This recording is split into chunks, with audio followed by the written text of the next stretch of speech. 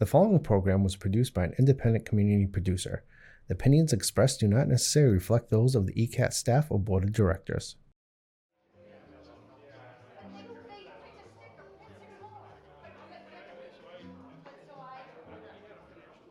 Good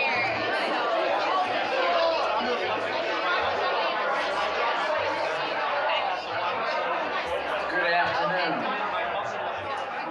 Pleasure to see you all here. If you're just walking in, please grab a plate of food just behind me.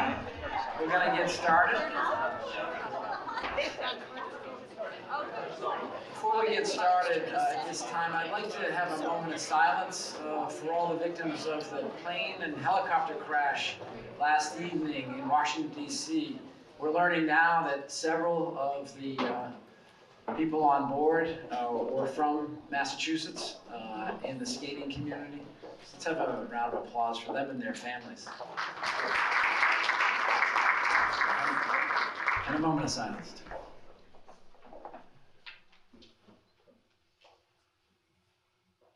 Thank you very much.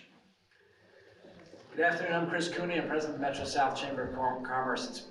It's a pleasure to have you all here today and be with us. It's my pleasure to welcome you to another Good Day Metro South edition focused on Easton this month. It's so nice to gather here on the beautiful campus of Stonehill College as we celebrate Easton's tricentennial, 300 years since the founding of this town. I want to thank Professor Katie Curl-Dykeman, the director of the Martin Institute. I want to thank Doug Smith, president of advancement here at Stonehill, and our host today, Attorney John Duggan, for their generous support in hosting us here. Let's have a round of applause for them. I also want to mention Mike and Maureen and the whole staff that's helping us out today, so thank you as well. Today we are pleased to host Massachusetts State Auditor Diana DiZoglio. We also have the honor of hearing from two panels prior to the auditor. First, we have our new Faces panel featuring Stonehill's new Dean of the Meehan School of Business, John Duggan, JD, and the new Brockton Rocks General Manager, Sean Riley, as well as Katie Torino, who's the new CEO of the House of Possibilities. Our second panel is focused on the town of Easton in recognition of Easton's 300th anniversary. We have with us the Select Board Chair, Dottie Fulginetti, from Easton, as well as the town administrator. Dottie always gets a round of applause, right? Very, very popular, especially in her own hometown here, right?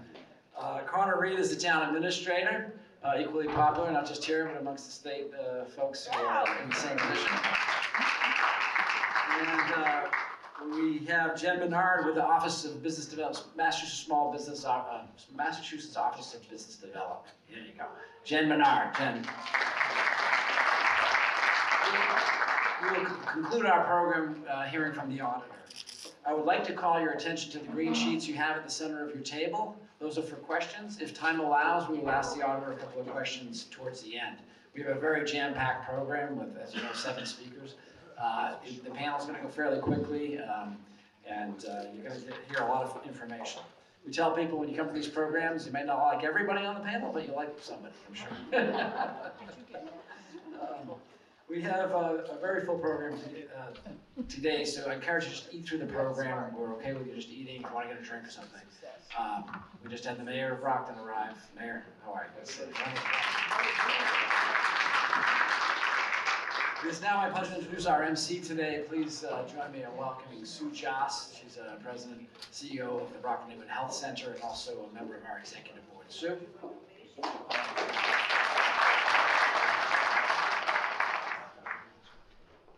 Thanks, Chris, and welcome everyone. It's great to be here. I always love coming to the Martin Institute. It's just such a nice campus to be on. So I'd like to start off by thanking our chamber ambassadors. If you can stand and hold your applause until I announce everybody. Jose Camacho, Dedham Savings Bank. Suzanne Fernandez, Northeastern Savings Bank. Brenda Carnes, Old Colony Elderly Services. Marcy Benicia, Gleeworks. Joanne Schneider, Eastern Bank, and Mary Jane Anen, Combined Insurance, and Brockton Neighborhood Health Center Board.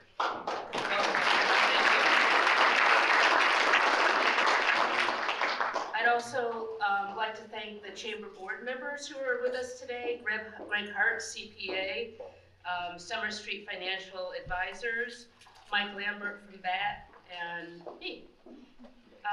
And then finally, I'd like to thank the selected and elected officials for their attendance today. Dottie Fulgenetti, Easton Select Board, Connor Reed, Easton Town Administrator, Mayor Bob Sullivan, Brockton, Shirley Azak, Brockton City Councilor, and State Rep Rita Mendez. So thank you all for coming.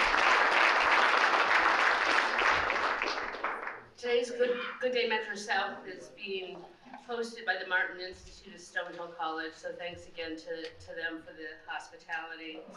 The Joseph W. Martin Institute for Law and Society was established in memory of Joseph Martin Jr., the former Speaker of the House of Representatives. As a congressman representing the nearby district, Speaker Martin had a close relationship with the college and received an honorary Doctor of Letters degree in 1955. In 1986, President Ronald Reagan signed into law legislation for the creation of an institute at Stonehill College in Martin's honor, and it was constructed by Stonehill in 1990 with congressional funding. So now it's my pleasure to introduce our interviewer today.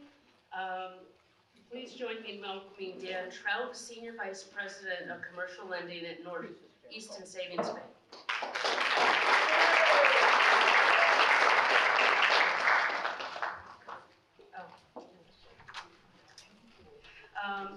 So please join me in welcoming our three new faces panelists to the stage. First, we have Stonehill's new Dean of the Meehan School of Business, Attorney John Duggan. Second, we have the new face of the Brockton Rocks as a professional baseball returns to the Campanelli Stadium. Sean Riley is the President of Baseball Operations. And finally, we have the new CEO of the House of Possibilities, Katie Torino. The panelist bios are printed full length on your tables and will be available to talk after the program concludes. Dan, it's all yours. Thanks, Sue. Welcome, everybody. And as Chris said, there's a few changes. We got a moving program today. This flu's been really bad, so if it's nice to see a pretty good crowd here. But if you do feel a cough or anything, the chamber does have some seats outside with binoculars. You can watch. So we'll get right into the program now. So first, all our panel's been introduced. So John Duggan, Stonehill's new Dean of Meehan School of Business. You want to tell us a little bit about the perspective that you bring? I've heard you talk a little bit at the table. You've been at Stonehill for multiple years, but new Dean. Maybe your perspective on the school. Sure, thanks. So thank you everybody for coming to Stonehill. We're so glad to welcome all of you to our campus. My name is John Dugan. I'm the Dean of the Meehan School of Business. This is my 11th year at Stonehill.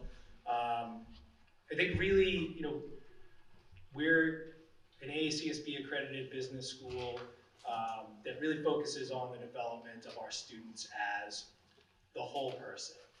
We want our students to graduate not just as good business people, but as good people. And I think that really Stonehill it's a community, and it always sounds trite to say that because I'm sure everybody says that, but Stonehill really is a community, it's a family. And we welcome our students and we welcome all of our guests as a part of our family. We want you to be an integral part of what we do. We can't educate our students in the business school without connecting with business. It's not possible. And so really for us, this connection and this connections with the Chamber of Commerce is really so important. We have new majors, we're growing, we're expanding. We had our largest incoming class of business majors, undergraduate class, this past year. We're looking for another robust class coming in this year. We want to work with all of you.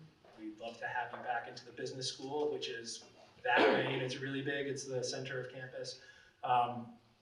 It's a great space. It's a great space for meetings. It's a great space for engagement with students and with our alumni, with our recruiting partners. And so, yeah, it's just really great to be with you all. Thank you, John. He's not done. He's not done. I have 6 minutes per person.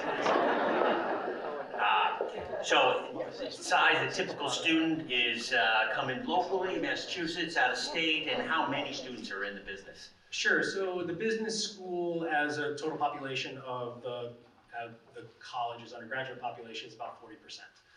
Since I've been here, the undergraduate business majors have grown from about 567, because I love numbers, 567 in 2014 to 998 BSBA majors this year. We also have healthcare administration and economics majors, so it rounds out our undergraduate population to well over 1,000. So all colleges, typically the rule is that you recruit from within about 100 miles of your location. If you think about that for students wanting to travel and to go home, that's about a 2.5-hour drive, right? So, which is normal for us. That's about northeast, up from Maine, through New Hampshire, down to New York, southeastern Connecticut, New York, and then really to northern New Jersey is about our typical population. The college went Division I athletics last year. Was our first year as Division I athletics. We, for this year, have the largest number of states and countries represented in our student population, and that's largely part of recruiting by athletics. So international students coming here and playing sports, students from across the country that want to play in Division I athletics, they're coming here as well, which broadens our reach for just the reputation and name in the market of the school, but also from our reach for potential student recruits. Typically, our undergraduate students, we're bringing in, last year we brought in 309 BSBA majors, which is our largest class ever.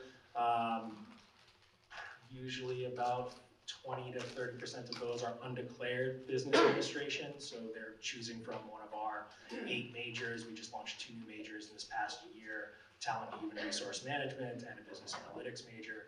We also have 2 graduate programs in the business school, our Master's of Science in Marketing and our Master's of Science in Data Analytics. We'll also be launching an MBA next year. So really, like, we're looking to expand the footprint of not just our traditional undergraduate business students, but also go back to really what we were. If you were here in the early 2000s, late 90s, we had a Master's of Accountancy, which was a good program for us and always had a good reputation in accounting. And so really going back to that foundation. At one point, if you know the area, we used to have a evening division and continuing education division, and our graduate and professional study schools is invigorating that. So that's really grown over the past few years and looking to expand into other areas of workforce development and master's programs as well. That's great. You're talking about the undergrads and have some master's programs. What's the pathway after graduation? I know Stonehill has a great reputation. Can you talk a little bit about that? Sure. So our outcomes are good. I mean, we 6 months out, we are 90% of our students are fully employed within their field of study. And so we really pride ourselves on the outcomes for our students. We have a really robust and personalized career development center. Our career development folks are focused on making sure that our students are well positioned in the field when they go out to the market to get jobs. Each of the majors and each of the careers is different. So if you're an accounting major, Big 4 accounting firms are really recruiting now in the freshman year. When I got here, it was second semester, sophomore year was sort of normal. It's being pushed back. Accounting the recruiting is getting earlier and earlier. Other fields are later, and that's just the normal hiring cycle becomes February, March. So we're really looking at pushes for our students in the job internship there is February 19th here. So if anybody's looking to recruit and you would like to host a table at our internship fair or career fair, please let me know. I'll put you in touch with our career development folks, and they will get you in front of our students, and you'll find that our students, I always say that one of the things about Stonehill students that I always loved when I was a faculty member and what I love about our students is that I felt comfortable putting them in front of people. They were not going to embarrass me, right? As if the ones of you who are laughing are the ones who hire people. And so that's really part of it, is making sure that you're comfortable with these students going out and representing you, representing your company. And that's what we pride ourselves in, making sure that our students are capable of. Our policy and strategy capstone class for our undergraduate majors is our senior course that is a 4-credit course for us, which is 3 credits a normal, 4 credits a big course. And they work on semester-long consulting projects. So we work with Easton Savings Bank, Bluestone Bank, Sullivan Tire, WB Mason, and other local businesses, as well as regional businesses. In the past, we've worked with eBay, Johnson & Johnson, Pfizer, lots of different companies, and really solving any business problem, right? Every business has a problem, or something that may not be a problem, but a challenge or an opportunity, and you're looking to address that, and you want to get a different perspective, we'll take on your project, right? We will have students who do, as their senior capstone class, a team of students, typically interdisciplinary, except the one we have this semester is actually much more finance focused, and so we have a real finance team. Interdisciplinary marketing, management, HR, data analytics, accounting students, giving you a perspective on your business problem and giving a presentation we used to do it in the business school. Last year we did it in the McCarthy Auditorium, which is in the May School of Business, which is really nice because it gets students on stage, which is like a 330-person auditorium. The students stand on stage and do their presentation, which it's a different perspective for our students, right? So we make them, public speaking is a big thing for us. We want them to get comfortable with that. They get comfortable from day one. In the business school, we have it's about 150 seat seminar room. John, one of the hardest thing is interrupting somebody when they're talking on stage. Please, I don't mind that at all. Jump in I have 3 there. little kids, I get interrupted all the time. Because I want to give you one last moment to just give a shout out. Again, I overheard the conversation at the table. I didn't know Stonehill. You said D1 sports, hockey team. Hockey team beat UMass Lowell, who was ranked number 9th in the country last year. So it's a great time to be a Skyhawk. That's what we said. That's great. Thank you very much, John. Our second interviewee today is Sean Riley from the Brockton Rocks, new general manager. Welcome. Thank you. Round of applause for the Rocks. Thank you. New management team. How's it going so far? So new ownership group, and yesterday we started the revival of the Brockton Rocks brand with a wonderful press conference at City Hall that the mayor put on, and we introduced our new partner, Jim Rice, the Hall of Fame baseball player from the Boston Red Sox. And we had a standing room only at City Hall, and I can tell you the sense of community we got, and the excitement about someone coming in who actually cared about the Rocks and wants to make it like the old days was really invigorating to us. And over there at that table are my partners, Bill and Rob Janacek, with the mayor. Didn't know what to expect when we came yesterday, because I know in the early 2000s, the Brockton Rocks were known around the country as one of the best minor league teams in existence. Full stadiums, a lot of excitement, beautiful ballpark.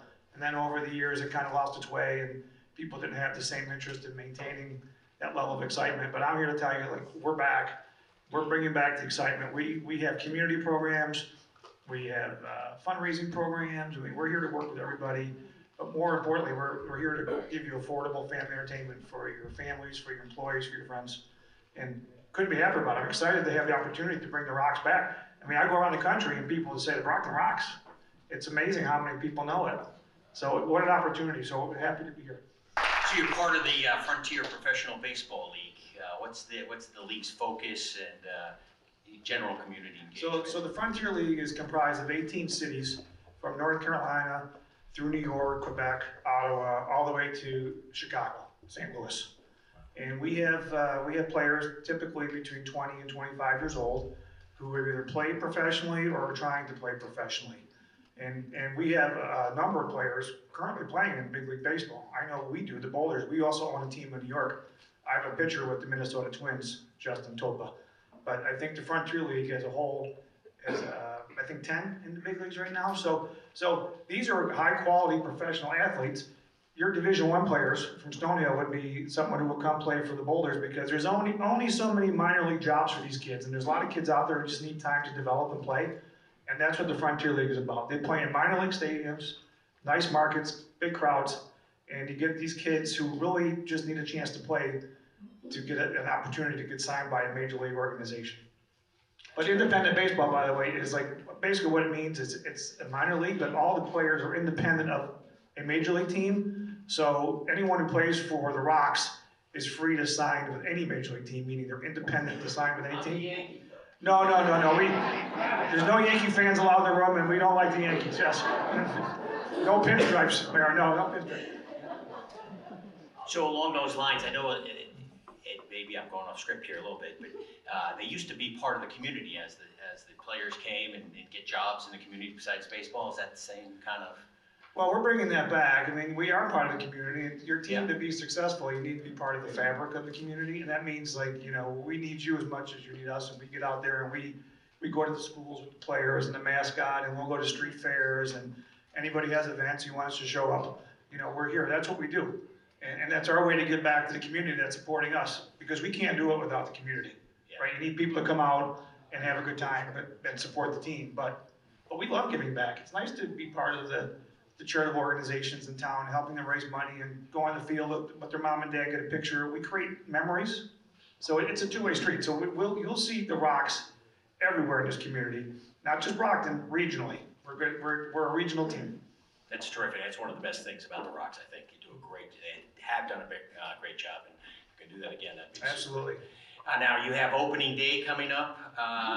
Talk about that a little bit, the date. So opening day, I believe it's May 16th, and it's Friday night, and we'll have fireworks after the game. And then the next night is STEM night. To give you an example of some of the programs we do in the community, we do a STEM night with the drone show, and we'll bring all the STEM students from the area to showcase their robotics, and it's a really fun night. So we want opening weekend to be blockbuster. Not sure for sure what day Jim Rice will be there, but we think he'll be there for, hopefully opening night.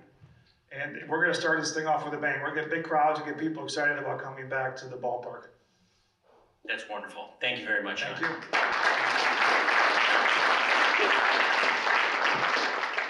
Next up is Katie Torino from the House of Possibilities. Welcome, Katie. Thank you. Katie's right down the street on Washington Street, just past Stonehill. Katie, a little background about the House of Possibilities, maybe how you got involved. Sure. So I'm Katie Torino, the president and CEO of the House of Possibilities, and we are located and gratefully located right here on the campus of Stonehill College at 350 Washington Street. We opened our doors in 2009, and we provide services to children and adults with disabilities, about 300 individuals annually, right here in Easton and also in downtown Boston. The House, I would say, are two flagship programs. The first is that we provide children's overnight respite. We are the only children's overnight respite facility in the state. So we give parents a break from the sometimes overwhelming demands of caring for a child with disabilities. I would also say that we arguably have the best pathways to employment program right now in the state for young adults who are looking to gain greater independence and find a pathway to employment. And we do that in partnership with Jewish Vocational Services Boston. We have embedded classrooms at JVS Boston downtown on Federal Street, and then we have JVS Job Coaches embedded here in Easton. And we're really proud that this 3-year-old program is exceeding both the national and the state averages for workforce participation among people with disabilities. And those are our two core programs. A new program that is gaining incredible steam is our coaching and college navigation program. So we're working with young adults on the autism spectrum in post-secondary and their post-secondary careers and college goals. That sounds wonderful. You mentioned a little bit about respite for the parents. Can you describe that? Because that's real important. And you mentioned it was important, but I'm not sure everybody understands exactly what a parent and what a family gets to do. So we run respite 24 hours a day, 7 days a week, and Sunday through Friday, we are offering respite to adults. and then Friday through Sunday, 2 children. The children's respite is often their only opportunity for a sleepover with friends, and so we really try to frame it up that way. So folks come in their jammies, we're making brownies, we're having movie nights, and we really try to create a meaningful sleepover with friends for our children. And our parents constantly tell us how impactful that break is to have that on the weekends. For our adults, we're trying to create independence, so it's kind of like a hotel stay, almost like a staycation. So they're getting a little break from their house as well, but it's a much more independent situation for them. Good, and that happens right here. Right here. You mentioned downtown Boston too. What happens there a little bit? How's that? Yeah, so we have 2 classrooms in downtown Boston serving about 45 young adults, and they're on pathways to employment, and they're doing a lot of work out in the community. A unique thing about our Boston program is we don't have vehicles. Most programs have vehicles to take people to and from, but we recognize that traveling independently is one of the greatest barriers to getting a job. And so that's the first thing that our members work on, is how can we move independently across the city so that they can overcome that barrier and get gainful employment. In Boston, we have a 55% workforce participation rate, where the national average is about 23%. Talk about that a little bit. What does that mean? That 45, so participation. The participation rates, yeah. So individuals with disabilities nationwide, usually only about 23% participate in the workforce. I see. It's a really low number, and as for any industry that's facing a workforce crisis, for me, this is an opportunity, right? So we're always looking to get our folks employed and participating in the workforce. Terrific. And lastly, talk a little bit about the Yawkey Foundation and the expansion. And expansion plans. Yes. Yeah, so we are engaged. So for folks who aren't aware, there are thousands of adults here in the state of Massachusetts who are waiting to get into the services that they need. We definitely do not have the capacity to serve everyone's needs in the state, so we are actively working to grow our services, and we have 2 expansion plans that we're currently working on. One is to double the size of our building here on Stonehill's campus with purpose-driven spaces for workforce development, to really give our folks spaces that are going to enable them to practice the tasks and the skills that they're developing. And then I'm also happy to share that with 2 great partners, JVS Boston and Old Colony Y, we were just recently awarded a $300,000 planning grant from Liberty Mutual Foundation to open a physical site in downtown Brockton.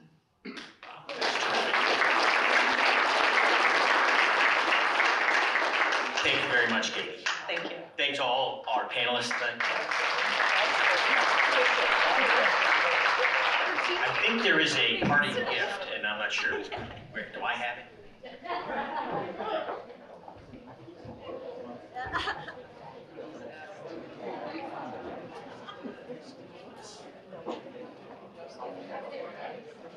Thanks, Dan, and thanks to our panel. While the panel is getting themselves seated again, just a couple more comments about Stonehill. One is that John mentioned the relationship between the School of Business and W.B. Mason. So just to note that the Meehan School of Business is named in honor of Leo Meehan, the president of W.B. Mason, which is headquartered in Brockton, so a great connection there. And also to point out the pictures around the room are pictures of the new Skyhawk Center, which will be an ice rink being built just across the street. So lots of great things happening at Stonehill.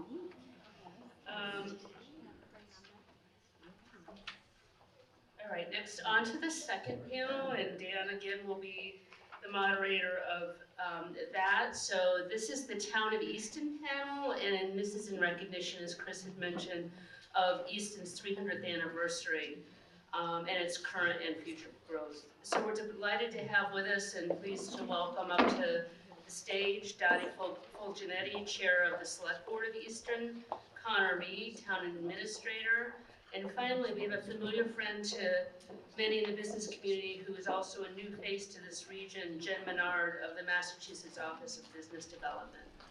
So welcome all of the panelists to the stage.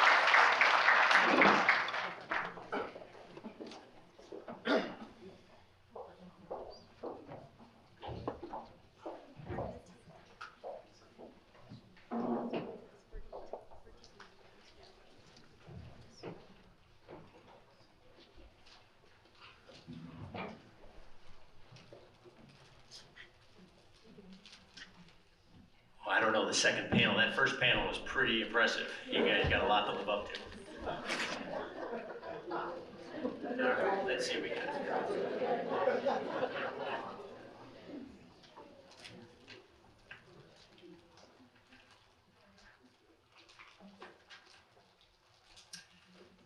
Welcome again. So we have Dottie, Chair of the East Select Board. Give an opening statement maybe on behalf of the town. Welcome. This is, I think, a big year for you guys in Easton, so maybe talk a little bit about what's happening. Mike told me how to turn it on and I forgot already.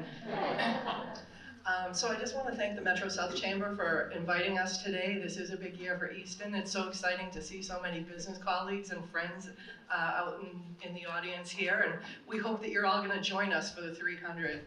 So we kicked it off right on New Year's weekend with a big event at Stonehill College. We had thousands of people and families and bouncy houses.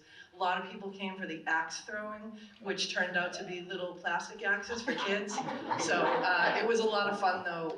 I couldn't believe how many people were there out of the community. So we're looking forward to huge participation.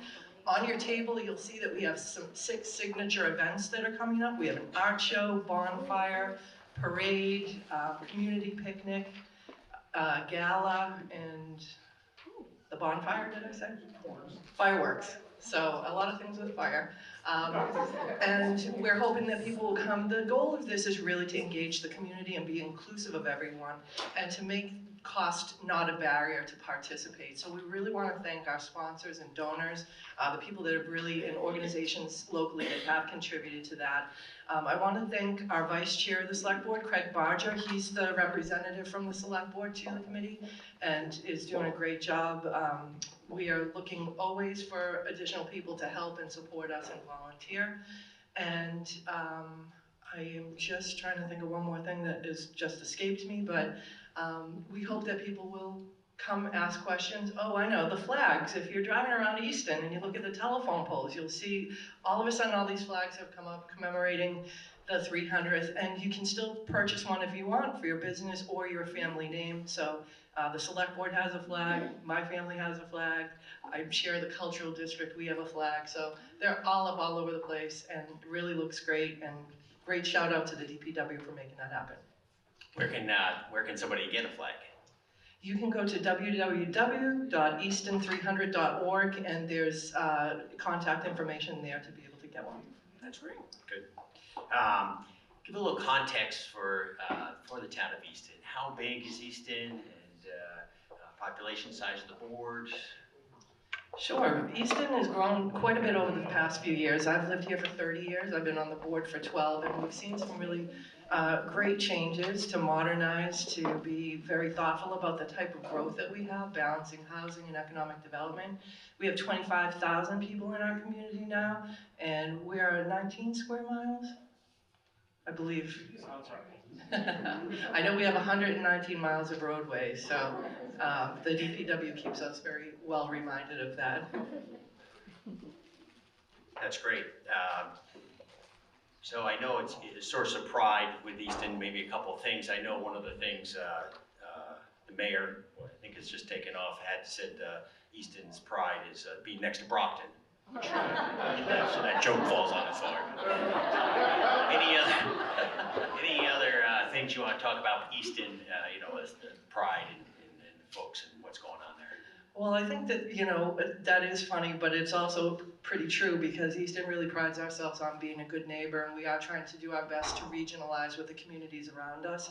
It's very tough to be a municipality right now, and you'll see that many of the cities and towns around us, we're in budget season, there's a lot of conversations, a lot to talk about, and this is really a good time for us to start to explore ways that we can work with our neighbors, how can we leverage opportunities to grow business development in our area, in our industrial parks and things like that.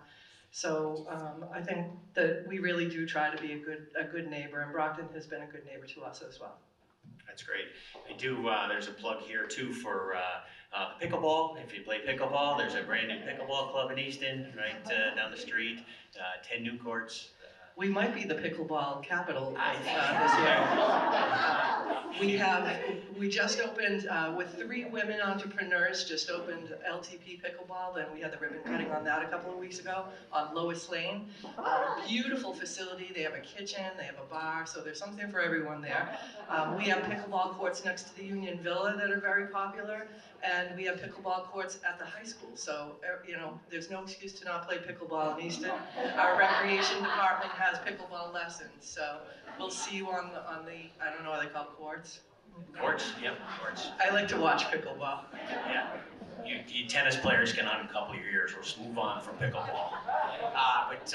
She said Lois Lane. It's right off Route 138 is Lois Lane. It's the only thing on Lois Lane. So if you're looking for other things on Lois Lane. Dottie, thank you very much. That's appreciated. Thank you. Move to Connor Reed, Easton Town Administrator. You and Dottie both have tough jobs. Like she said, it's tough times for towns. Budget season is always a tough time. Want to talk a little bit about your role in town government, how that works? Sure, thanks, Dan. I love getting to talk about the budget. Everywhere I go, it's never enough.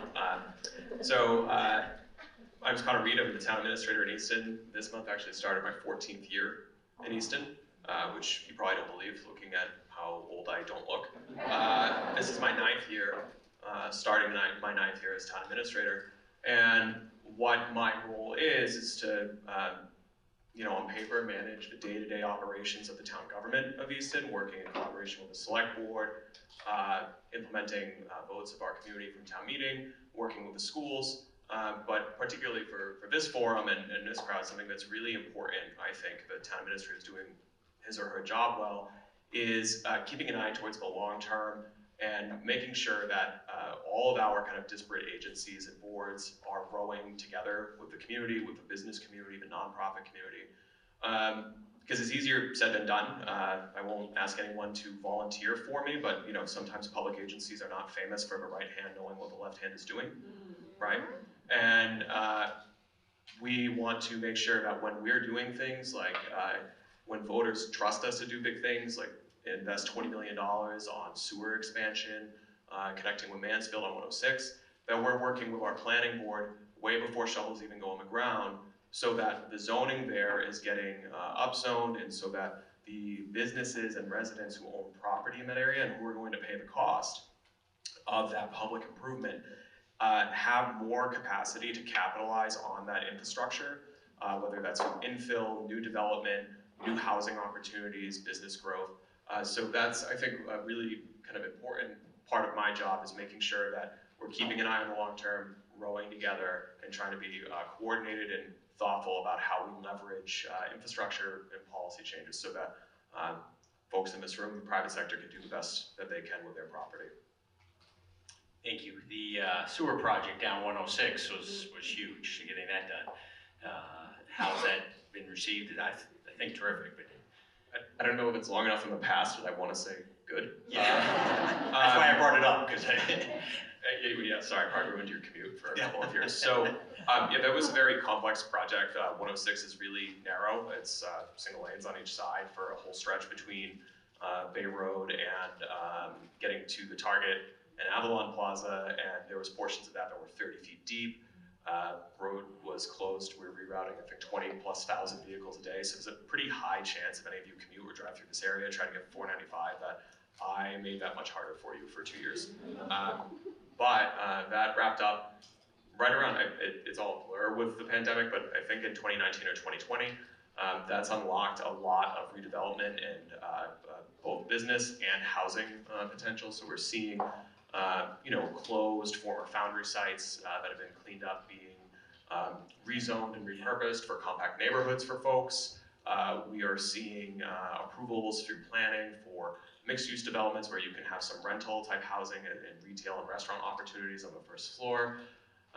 Really just the things that we know. I'm going to borrow from Secretary Augustus, I think, in this room, brought up. One of the things that's really tricky on the municipal level is not just budgets, but the kind of politics of policy, where we have the best schools in the United States, in Massachusetts. Right? We're in an amazing institution here. Our public schools are incredible.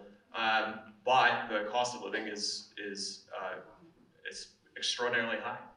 And there are folks who, even if they want to stay in their community, the diversity of housing type is just not there in every town.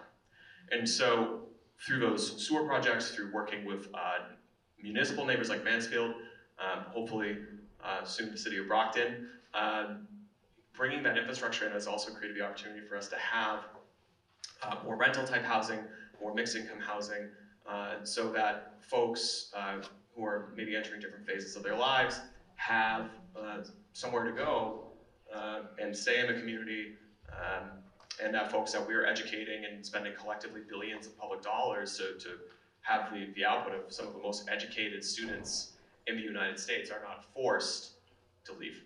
Yeah, that's great.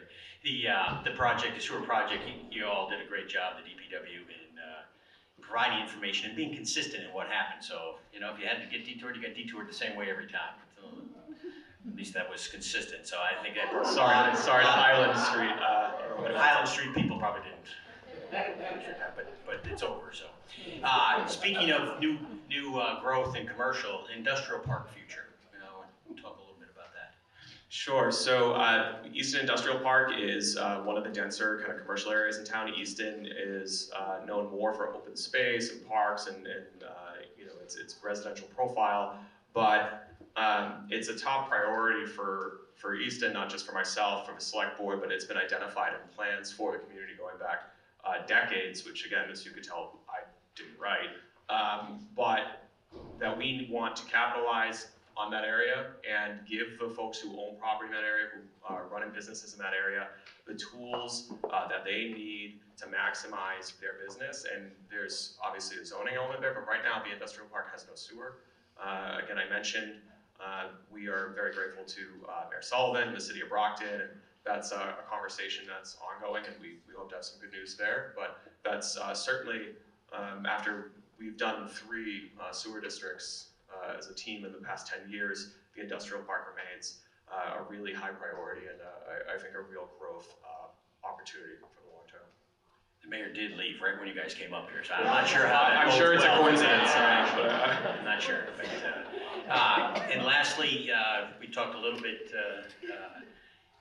about the new ice arena at Stonehill College and maybe some hotel or something in the future? So if anyone here wants to build a hotel, please come see me after this. Easton would love to partner and find an opportunity there. That's something we've heard from our community for a long time.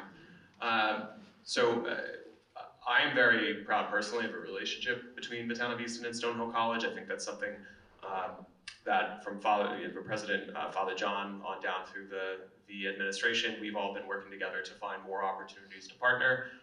Some of that could look like what the college is planning to do with the Skyhawk Center, which is extraordinarily exciting. That would be across the street on 138. And other areas of partnership with the college, we will have a fire station on Stonehill's campus. Bids for that are actually due tomorrow, so wish me luck in the current construction environment. But we've been working together, I think, quite well with Stonehill, and we're very excited about the prospects here. We think that would be great for the not just for the college, but for the community to have an asset like this, to have that draw, and hopefully that, coupled with some of the other things that we have going on in town with our cultural district, restaurants, can get us to that critical mass where that makes sense for a developer to invest and work with us to bring a hotel to town. That's great. It's not noted as a coincidence that you're having a new fire station with the bonfire and all the other stuff. Gala, that maybe coincides. No one is more excited about all of this than the fire chief. Yeah. So, and I say that sincerely. All right, Connor, thank you very much. Thank you. Last but not least, we have Jen Menard from MOBD, Massachusetts Office of Business Development. Welcome, Jen. And thank you. I really appreciate being on this very famous Easton panel as a state player. So I was actually in the New Faces panel. I just started as the regional director for the Southeast. I work under the Massachusetts Office of Business Development, which is under the Executive Office of Economic Development. Lots of abbreviations, I won't do that to you. But what our mission is to really help businesses to be able to grow. And we have programs in our toolkit that allow companies who are looking to expand, to have investment in their business, to either relocate. There's lots of different ways that the state is looking to be able to support businesses. And I know my other colleagues on the panel do a lot of work on this, so I'm really excited to be collaborating with them, whether it's Dottie's both roles, both at Mass Development as well. I don't know if you know this, but we work very closely with Mass Development and the other quasis and other agencies that have funding. So if anybody's interested in talking about something that you're looking to do with your business, please, I'd love to talk to you. It's way better if you talk to us early in the process, in particular for expansions, in-state and out-of-state relocation, and in gateway cities, which I know we're not one, but Brockton's one, in terms of retaining employees. So really great opportunities. We also, I don't know how many municipalities are in the room, but also those of you that have engaged in local incentive programs. Those have changed a bit with the Mass Leads program, and we certainly can fill you in more, but that relationship between the municipality and the business has been actually streamlined. So there's been a lot of work that's been done by Secretary Howe with the Mass Leads program and really looking to try to provide support to businesses in the Commonwealth. So I'm really excited to be a representative to do that, and really excited to be here in the town of Easton today. That's great. Give us a little bit about your background as a new face. You talked about some of your development work with Dottie in the past. Give us a little bit of your background. Sure. I didn't even have this in, but I started my career at the state auditor's office. I worked there for 9 years. I got to put the plug in. I was the managing editor. But I started, absolutely. I just started though, So I actually started my work in business and economic development running a regional economic development group called the South Coast Development Partnership, and had a really unique opportunity to define the region of the South Coast. It wasn't named there at the time. I was brought in to do that branding, and then with a group, it was a chamber-led organization. I know Chris Cooney has done a lot of work around redos. He was actually working with me at the time and his own redo. And it was a really great way to start in looking at how we can utilize a regional effort to come together and look at how we bring businesses. We targeted certain industries and looked to bring them and recruit them into our region. And I think that was a great way to start, because my partners were Mass Development and MOBD, and it really showed me how we can work to increase the opportunities for businesses in the Commonwealth.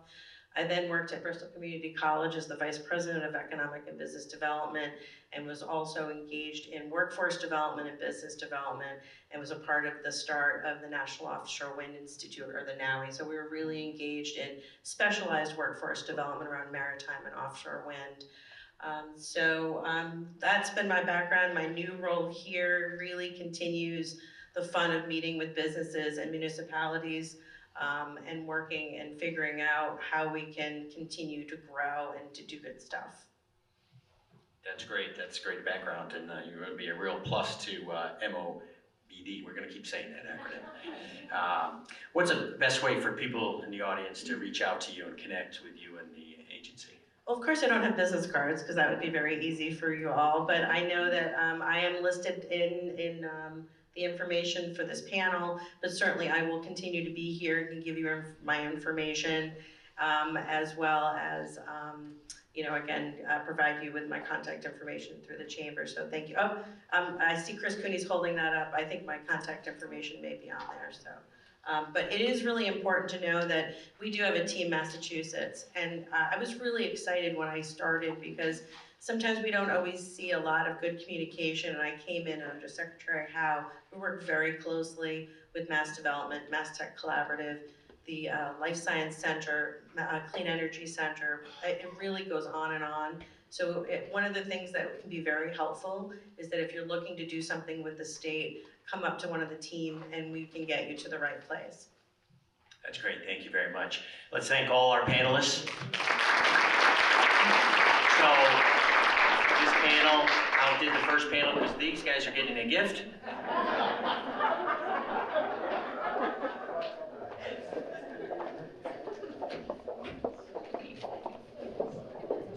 As I'm about to introduce our keynote speaker, just a reminder that there are green papers on your tables for you to write down questions. Just hold those up when you're ready, and chamber staff will wander around and gather those for you, and we'll have some questions and answers at the end, time permitting. So now it's my pleasure to welcome Massachusetts State Auditor Diana DiZoglio. Diana is the 26th auditor of the Commonwealth of Massachusetts. She was sworn into her first term on January 18th, 2023, and she's committed to help move Massachusetts forward by working to increase transparency and accountability in state government. Auditor DiZoglio is a former state senator from the 1st Essex District, state representative from the 14th Essex District, and chief of staff to the president of the Professional Firefighters of Massachusetts. Her decade-long service on Beacon Hill has provided her with the insight and fortitude to work alongside elected officials, labor, community advocates, stakeholders, and everyday working people throughout the Commonwealth, cities and towns. Her humble beginnings, nonprofit work, and labor experience helped her nurture, cultivate, and develop relationships with a diverse expanse of people. Auditor DiZoglio began her public service in state government in 2013, serving as a state representative, which includes for the 14th Essex District, which includes portions of North Andover, Methuen, Lawrence, and Haverhill. She's a graduate of Wellesley College and Middlesex Community College, where my son's a student now. And is a resident of Methuen, where she grew up. So please help me welcome Diana DiZoglio.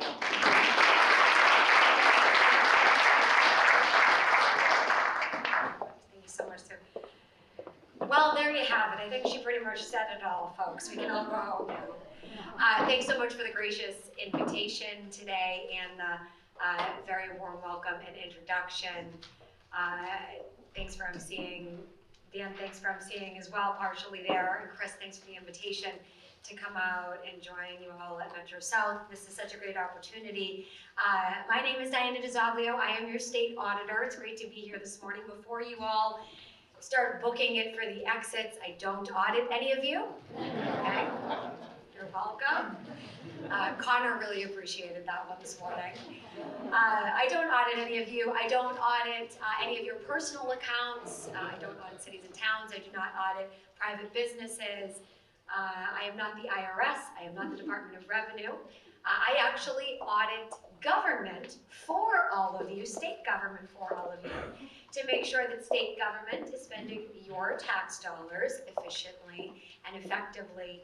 And we work really hard in the Office of State Auditor to make sure that your tax dollars are not wasted, spent fraudulently, or abused, and that our state programs are operating the way that they should on all of your behalfs. So I hope that that makes you want to actually stay for this conversation now, this morning. But look, I ended up running for state auditor after years of serving in our state legislature and learning about all the great things that our government can do. I learned about so many great things about what our government can do. You know, and this morning we heard about just a few of those things. Jen, come back to the Office of State Auditor anytime, give us a visit, let me know if you want to come back and work with me. We need editors all the time. But Jen, I mean, you even just talked about it over at the Office of Business Development. Great work, distributing grants, making sure small businesses have access to opportunities, right? Especially awesome, you know, helping in our gateway cities like Brockton, where I actually have an office. Come visit sometime.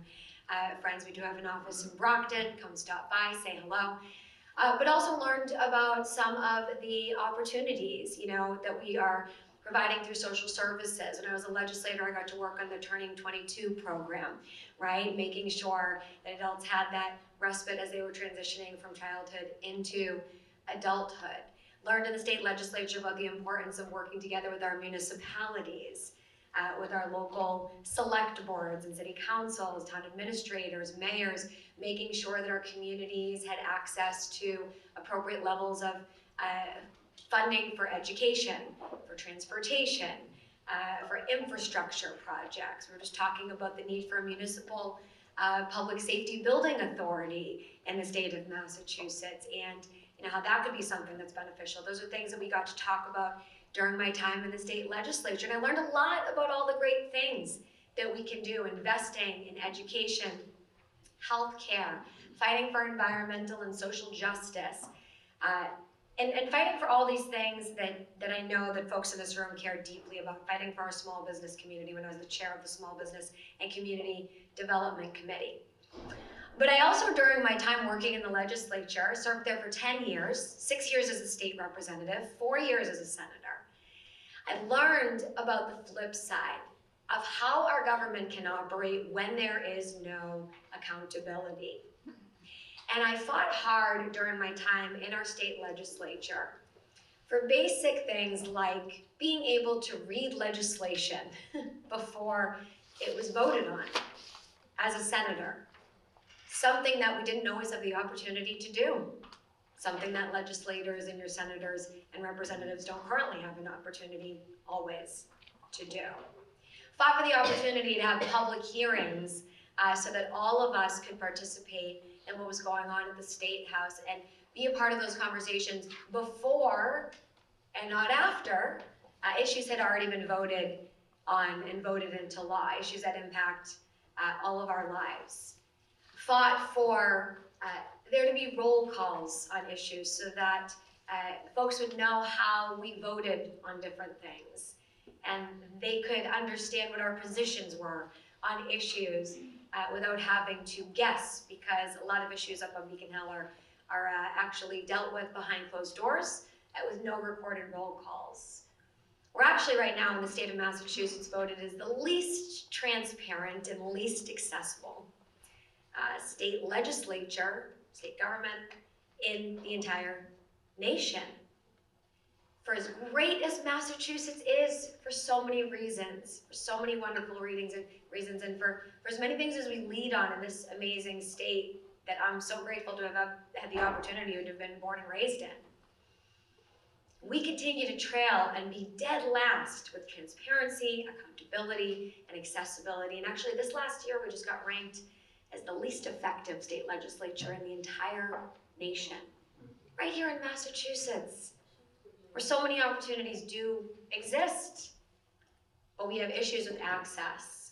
We have issues with accountability in our state government. We have issues with how our tax dollars are being spent and making sure that everyday working families like those in this room actually have a seat at the table. And during my time in the state legislature, I learned a lot about all the great things that we were able to do. And I also learned a lot about all of the not so great things that were occurring in the legislature, in the State House, up on Beacon Hill, among some of the most powerful politicians in the state of Massachusetts. And it really lit a fire in my heart and my soul to want to make changes to that system. I grew up in a community where, we were told, look, if you're gonna complain, you better be bringing a solution to the table too. And you better be part of the solution. Don't just complain for the sake of complaining. If you're gonna call out something, if you're going to recognize that an injustice is occurring, then you are volunteering and raising your hand to do something about it. And after several years of talking in the legislature about some of these challenges that I had seen having a really detrimental impact on our communities, in ways that was being represented as inequitable funding, for example, across our communities. Some communities would get access to lots of funding if their elected official was a really important person up on Beacon Hill and well-liked and did what was expected of them in accordance with the powers that be. And then other communities wouldn't get the same access to opportunities, wouldn't get the same funding levels for things like clean water, educational opportunities, for their nonprofit sector, for the things that really a lot of our communities do need the state to be working on in an equitable and fair rather than political manner, right? So during that time, I'd witnessed all these things. I've been talking to folks throughout all these different communities, and I had a very diverse district when I was a state senator. I had previously as a state rep represented the cities of Lawrence, Methuen, and Haverhill, all of which I grew up in essentially my entire childhood. I currently reside in my hometown of Methuen, where I was born and raised, graduated from the local public school system there.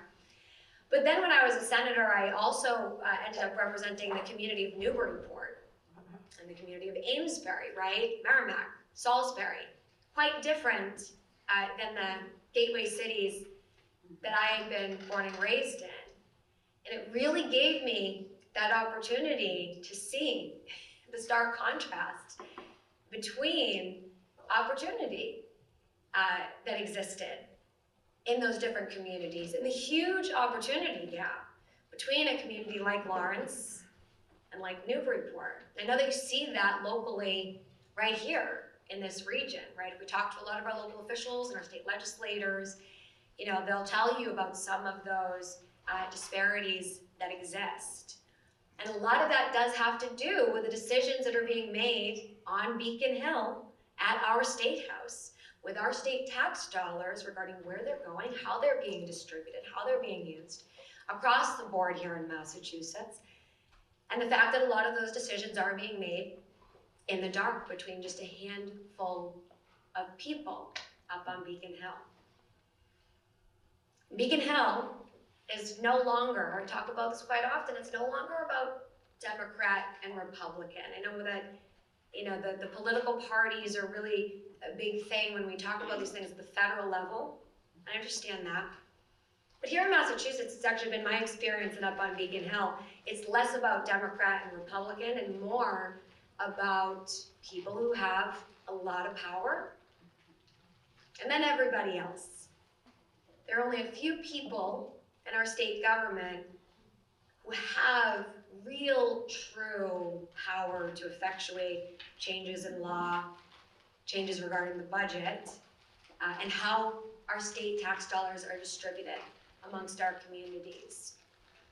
And that's problematic because we all know, you know, the age-old adage, the phrase, absolute power does what? It corrupts. Absolutely. So all power in the hands of a few was never a good thing. And having seen that for those 10 years serving in the state legislature, working alongside so many amazing activists and advocates and folks from our communities who truly, genuinely cared about making a positive impact and really wanted to see positive changes in their communities, seeing how year after year folks would go back to the same table of power and continue to be dismissed or ignored or disenfranchised or patronized or spoken to as though their concerns were not valid because they didn't belong to a specific clique or group that was important enough to be heard.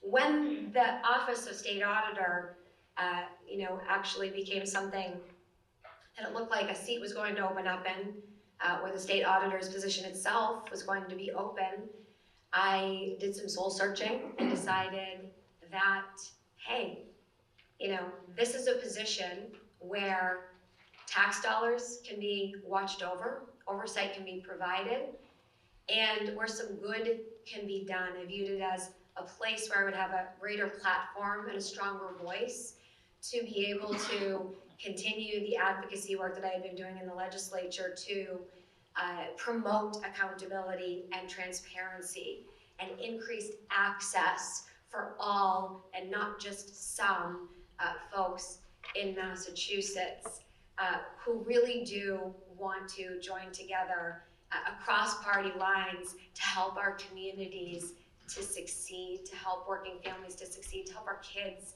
to succeed.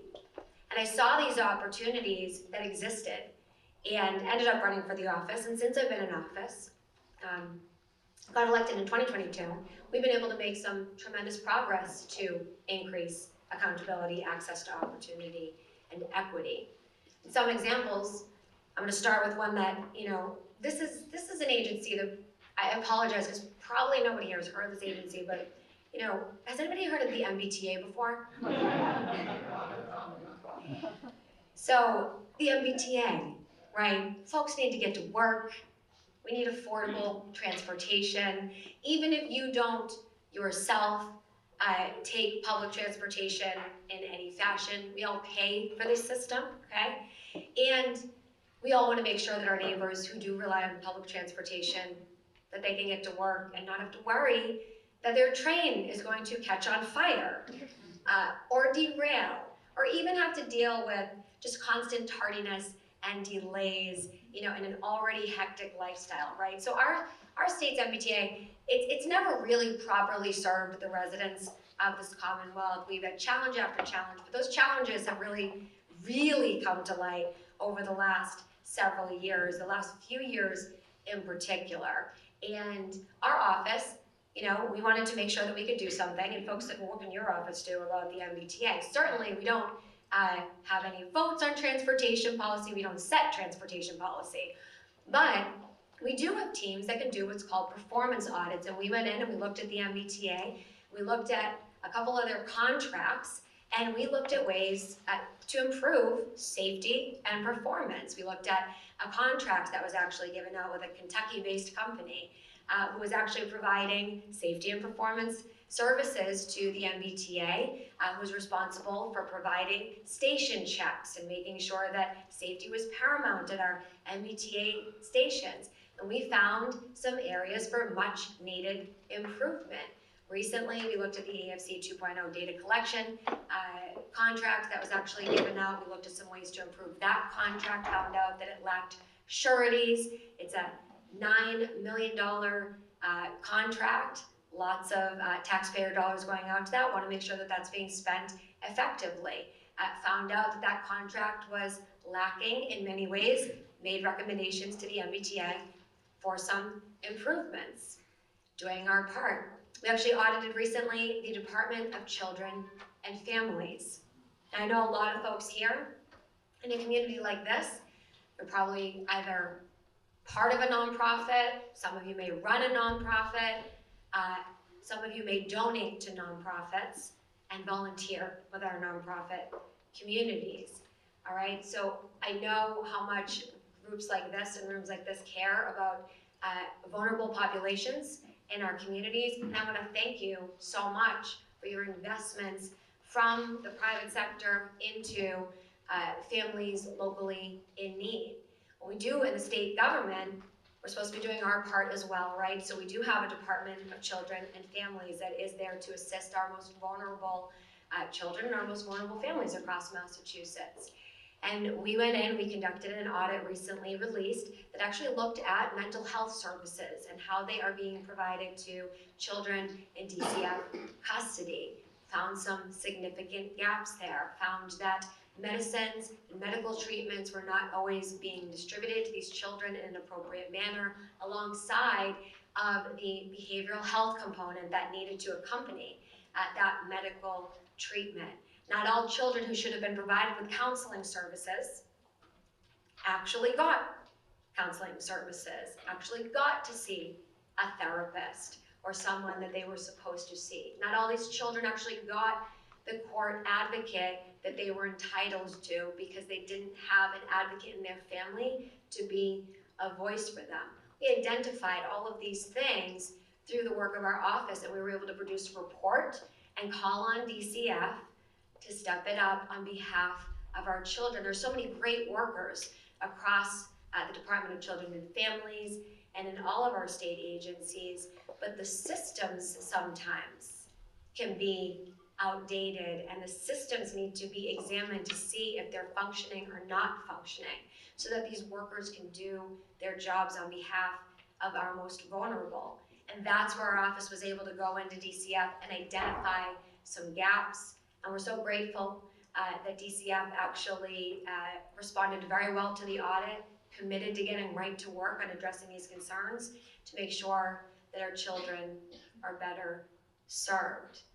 Lots of folks don't know that we look at these types of agencies at this level of depth. We also look at the waste, fraud, and abuse component of our taxpayer dollars. Recently, we audited the Convention Center Authority in the city of Boston. And we found out in analyzing how they were conducting business in this quasi-public agency, we actually found out that millions of our taxpayer dollars were actually being spent through no-bid contracts. Now, for anybody here who has ever done business with RFPs or procurement or any form of contracting in the business world, public sector, private sector, what have you, you know that the bidding process is really important. It can be quite competitive. It can be quite concerning, even with a bidding process, many times for folks who, oftentimes feel that it wasn't fair, that somebody got a contract that somebody else might have deserved, and that is with an actual bidding process. But our Convention Center Authority here in Massachusetts couldn't actually prove to our team that they had even gone out to bid on really a ton of our taxpayer-funded financials there with those contracts going out. They didn't have original bids to provide to us. They somehow got lost or destroyed, and they couldn't give us access to them. We found out that private consultants were contracted out in the hundreds of thousands of dollars for contracts that were supposed to go out to bid, but never did. And then we actually uncovered that there was a $1.2 million taxpayer-funded non-disclosure agreement that was executed unlawfully by our Convention Center Authority to conceal allegations of racial discrimination and retaliation. Unacceptable. Now, these things were all being swept under the rug for years. And our office went in because we heard about some of these issues. We received some allegations from folks in the community. We had read about some of the news coverage on some of these things. And we went in, we conducted the audit, and we found these challenges. And their new executive director has committed to make changes immediately to address all of these concerns. But these things could have continued on for year after year after year if the Office of State Auditor wasn't going in and ensuring that there's a check in our system of governance here, and making sure that we're looking behind the curtain, so to speak, and that we're opening up the books, we're opening up the doors and the windows and letting the sunlight in to shine a light on some of these processes and procedures that can have real life impacts on our state workers and on all taxpayers across the Commonwealth. And just because we're talking about that NDA issue, you might have read in recent days, we did just release our most wide-ranging audit yet out of the Office of State Auditor, at least since I've been in. Maybe there was a different time you could tell me about. But we released over a 160-page report. If you need some light reading this Friday night, feel free to go to my website, grab that bottle of wine, and just take it for a spin. It's a good read. We worked really hard on it. But it is regarding taxpayer-funded settlement agreements, including confidentiality clauses. And let's be clear, in this business community here, settlement agreements exist to settle disputes. They serve a purpose, they serve a valid purpose. And the Office of State Auditor certainly recognizes that. Organizations, whether they're private or public, there are disagreements that happen because humans, not robots, work in our organizations, and those settlement agreements exist to save us from costly litigation in court, public battle that many employees don't want to have to go through, right? So those agreements are there as a useful tool to help people to move forward with their lives. However, in government, when we're using your taxpayer dollars to fund these settlements with employees across this Commonwealth, it really is important that there's accountability around how those settlement agreements are being used to make sure that they're not being abused to protect powerful officials or to protect harassing or discriminatory or abusive behaviors in state government, or to high potential outright corruption that could be occurring across state government. And what we actually found in this audit is that there were no documented policies across the entire executive branch of government on how to execute a settlement agreement, how to use confidentiality language if you were going to use it, and what was appropriate and inappropriate. Which means those agreements could have been abused many times to conceal really bad or inappropriate things. I have some personal experience with this myself. This is actually one of the reasons why I wanted to take on this battle. When I was a younger woman in my 20s, I was harassed in our own wonderful House of Representatives. I was forced out the door during that time period, and on my way out the door, after being fired because I was being harassed, I was required by the Speaker of the House at that time to sign away my right about what I had seen, witnessed, and experienced through one of these taxpayer-funded non-disclosure agreements. This was just to get a 6-week severance package. This was not a legal battle. Nobody was going to court. This was just to be able to move on and to move forward. And I remember being a younger woman in my 20s at the time. Don't ask me how old I am now, y'all. And I see some of your questioning eyebrows go up there. I remember having an issue with this, but not knowing what to do. You know, I wasn't an attorney. I'd never had to go through this type of experience before. And I remember thinking, well, that's strange. Why would they make me say that I'm not going to talk about literally anything at my workplace when I move on? This is government. You know, this is not private dollars. This is tax dollars. It is a public facility, not a private facility, and that's the people's house. It's not the politician's house, right? So I remember having a problem with it back then, and through the years I learned a lot more about this and ended up, as the state auditor, having the opportunity to do some more digging into where else this could be occurring across our state government. And we uncovered over $40 million in settlements over the last several years. And over $2 million of those settlements had some form of confidentiality language attached for issues ranging from sexual harassment to discrimination to retaliation in the workplace, where employees had to be quiet about what they experienced in our own state government. And look, as the state auditor's office, we want to make sure that we are not sweeping things under the rug, hiding bad behaviors, pretending like issues don't exist. We want to shine a light on those areas where there are problematic issues occurring, not to shame and blame, but so that we know what's happening. You can't fix a problem that you don't even know exists or won't admit exists. Keep denying exists. You have to recognize and, you know, come to terms with the fact that issues exist in order to be able to actually address them together.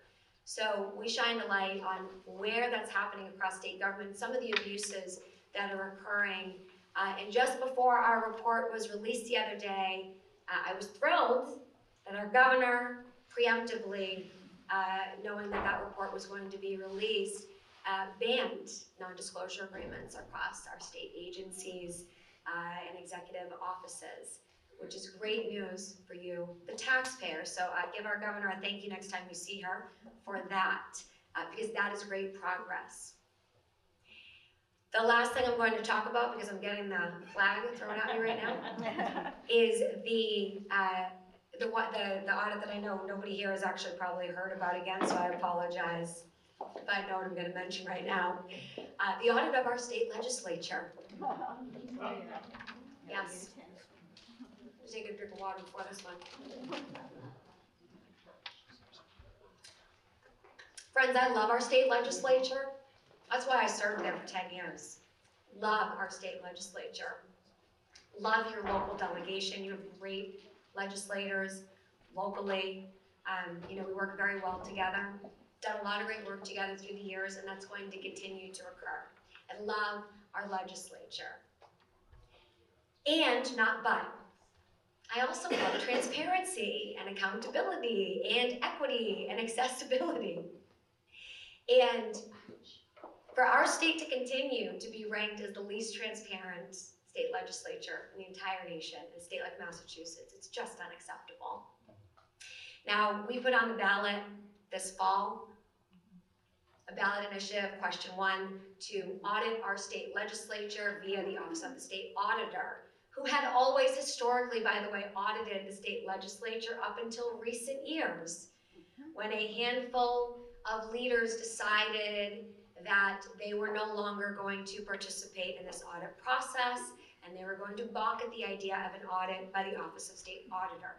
I am not the first state auditor to raise this issue as being problematic. Actually, I credit the other Italian-American auditor, Joe DiNucci, who was in years ago. He initially was the one that raised this as being the problem that it is. When the speaker at that time, when he went in to do his routine audit, the speaker said, "Well, you're not auditing me," essentially. And the rest is history. We've been fighting for this opportunity essentially ever since. And understanding that the battle was not being won by filing bills up on Beacon Hill because the speaker and Senate President decide what bills get passed and don't get passed up there, we decided to take this issue to you, the people, and ask for you all to help us to make sure that the practice of auditing, like we were just talking about auditing all these other state agencies and these entities, that the practice of auditing our state legislature is returned to the Office of State Auditor. We have over 100 audits that we've done of the legislature before. We'd like to continue that again. And I want to thank you in this room. And if you didn't vote for it, it's okay. Just act like you did. Give me a wink. 72% of the population of voters here in Massachusetts, which is a landslide victory. 72%.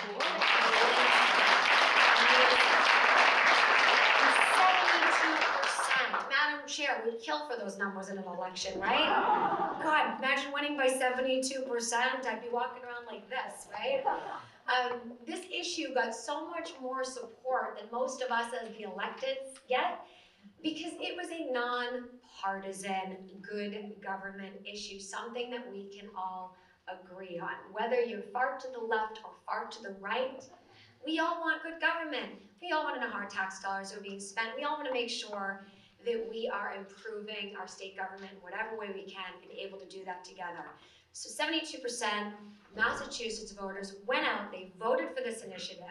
And right now, unfortunately, in Massachusetts, the law still isn't being followed. The law's been voted on, implemented, it is in full force, it is the law.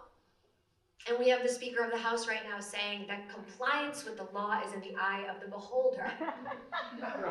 Now, I want to know which one of you here, when that regulator or that IRS person comes a knocking, or you get pulled over by that police officer, and you roll down your window and say, "Well, officer, compliance is in the eye of the beholder. The speaker said it. It must be true." Friends, it's completely unacceptable, okay? Our lawmakers need to follow the law, okay? And I know that some are not thrilled about it, but they need to follow the law. This issue has been decided. It is no longer up for debate. There was a debate about this for many years, actually.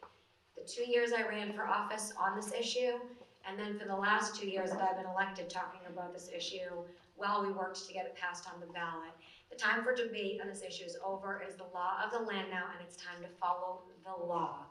So I am going to end today with the thank you so much for your tremendous support. Thanks for supporting transparency and accountability, and a bit of a call to action to please call our good friends in the legislature and ask them to please put that pressure on the leadership team in Boston, up on Beacon Hill, to follow the law, to do the right thing. Let's get our legislators to commit to not doing anything to undermine what we voted for.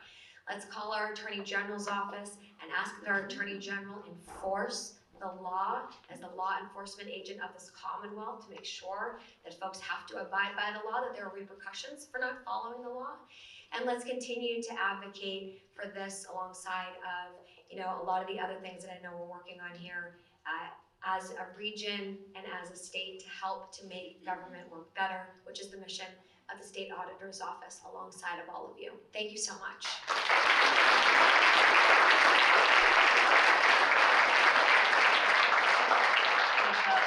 We're out of time for questions, so hopefully if anyone has questions, if you have a minute to stay out. I'm hanging out here afterwards, so feel free to grab me on your way out. And we have a token of our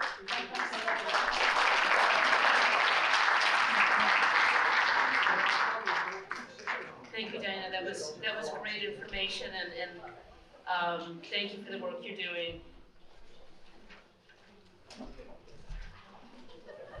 Okay, so just some announcements before we go. Save the dates. Friday, February 28th, Good Day Metro South will be at the Sharon Community Center from 11:45 to 1:30 with keynote speaker Congressman Auchincloss, sponsored by OCES. On Thursday, March 13th, 10th Annual Multicultural Business Forum and Business After Hours will be at Thorney Lee Golf Club from 5 to 7:30 p.m., sponsored by Northeastern Savings Bank. And finally, well not finally, door prizes. Each Good Morning Metro South, we randomly select one company to be highlighted in the upcoming action report. And the winner this month is Barbara Fox from School on Wheels.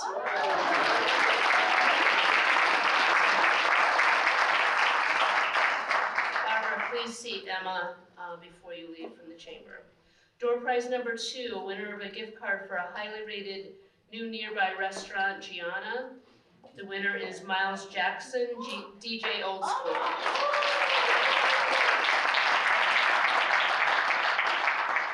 And the final door prize is the winner of a $25 Back Bay Bagel gift card. The winner is Nicholas Valori, East Coast Renewable Energy.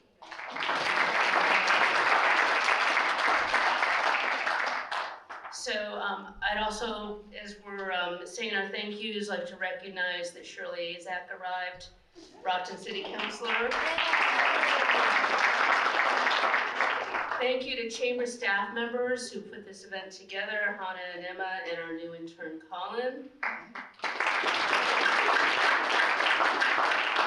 A big thank you to our host, the Martin Institute at Stone Hill College, Doug Smith, Dr. Kathleen Curl Dyckman, and the new business dean, John Duggan. And finally, thank you to our speakers for being with us here today. I'd like to ask our panelists and speakers, the state auditors, along with our elected and selected officials, to come up front for photo opportunities at the end. And thank you all for joining us today. Hope you have a wonderful weekend.